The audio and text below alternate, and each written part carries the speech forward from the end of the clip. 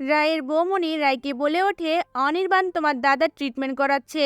মিটিজোড়া ধারাবাহিকের নতুন পর্বে আপনারা দেখতে চলেছেন রায় তার দাদার ব্যবহারে খুব কষ্ট পেয়ে তার রুম থেকে বেরিয়ে গেলে রায়ের বৌমনিও তার পিছু পিছু আসে। তখন রায় তার বৌমনির সামনে কান্না করে বলে ওঠে, দাদা ভাইয়ের চিকিৎসা সম্পর্কে তোমরা আমার কাছ থেকে কিছু লুকাচ্ছ তাই না? তখন রায়ের বৌমনি বলে ওঠে, আমি সব কথা গুছিয়ে বলবো তোমাকে রায়। কথাগুলো শুনে রায় খুব কষ্ট পায়।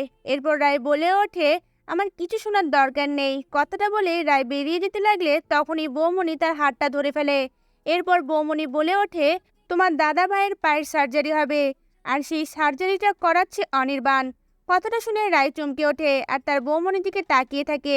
এরপর রায়ের বৌমনি বলে ওঠে, এই জন্যই তোমার দাদা ভাই তোমার থেকে কথাগুলো আড়াল করছে, আর অনির্বাণও চায় না স্রোত আর তুমি এই বিষয়টা সম্পর্কে জানো। কথাগুলো শুনে রায় অবাক দৃষ্টিতে তার বৌমনির দিকে তাকিয়ে থাকে। এটাই হচ্ছে নতুন পর্বের আপডেট।